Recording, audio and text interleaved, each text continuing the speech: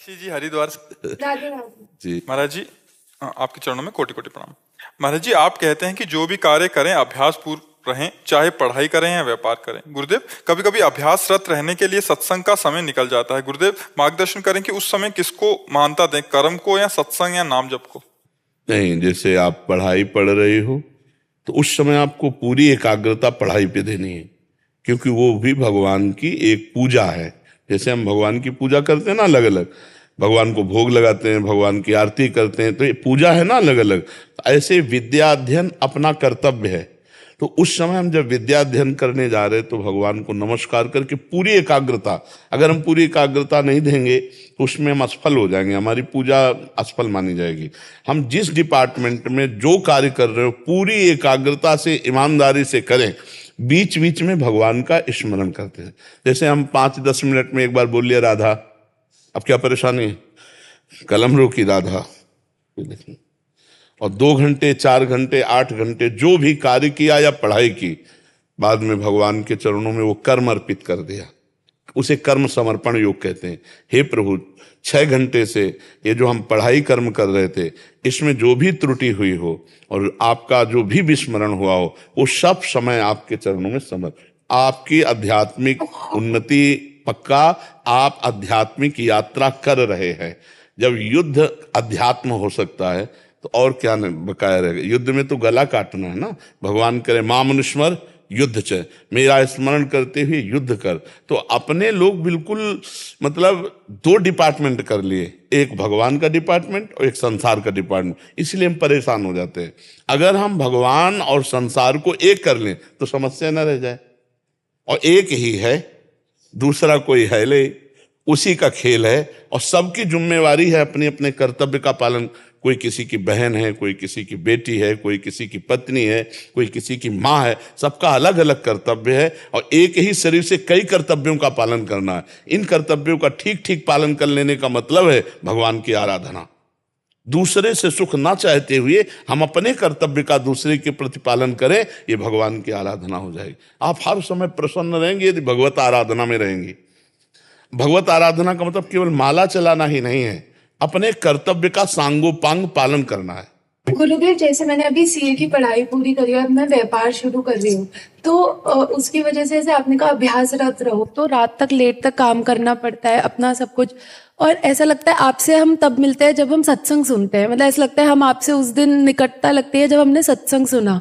तो हमने भागवत सुनने का नियम शुरू करा, पर तब काम लगता है और अभी नहीं, हमें ये बताइए 24 घंटे में आप कितने घंटे काम कर सकते हैं जो बिल्कुल तन्मयता पूर्वक कर सकते हैं? गुरुदेव 10-12 घंटे। 12 घंटे 30 मिनट सत्संग सुन लीजिए।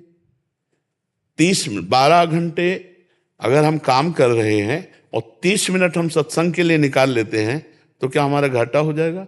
6 घंटे 8 घंटे शयन के लिए होते हैं, 12 घंटे काम के लिए होते हैं।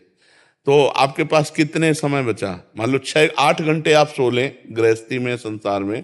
वैसे तो अब तो 3-4 घंटे का आदेश करते हैं साधक के लिए, लेकिन गृहस्थी में मान लो हम 7 घंटे 8 घंटे मान लो, और आप 12 घंटे काम करते हैं, तो 12 + 8 कितने हुए? 20। अभी तो 4 घंटे बचे ना। तो जो समय आप मनोरंजन में और व्यर्थ में देते हैं वो समय हमें दे दीजिए, आप महात्मा बन जाएंगे। आप इस हमारे प्रश्न का उत्तर दीजिए कि आप 12 घंटे काम कीजिए और वो 12 घंटे ठाकुर जी को समर्पित करने के लिए 1 मिनट लगता है, ठीक है? इसके बाद आप 8 घंटे सोइए और 8 घंटे सोने को भगवान को समर्पित कर दीजिए। 20 घंटे आपके इसमें गए, अब 4 घंटे बचे हैं। 4 घंटे में आप क्या करेंगे? जो आप कहेंगे। 4 घंटे भजन कर ले तो महात्मा हो जाए। हम ये कहते हैं जो आप व्यर्थ समय देते हैं उस समय को भगवान में लगा दीजिए। आप जैसे ये पेश कर सकते हैं कि हमारे पास समय नहीं सत्संग सुनने का या नाम जप करने का, तो हम उसका विभाजन करके बताते हैं। अब बचे 4 घंटे, तो 4 घंटे में 2-3 बार भोजन के, 2-3 बार भोजन के 1.5 घंटे हम छोड़ते हैं। आराम से भोजन पा लीजिए और बीच बीच में राधा राधा भोजन में तो कह ही सकते हैं, भगवान को अर्पित करके भोजन पा लीजिए। अब आपके पास कितना समय बचा? 2.5 घंटे। 2.5 घंटे आप उसमें 1 घंटा सत्संग सुन लीजिए और 1.5 घंटा नाम जप कर लीजिए।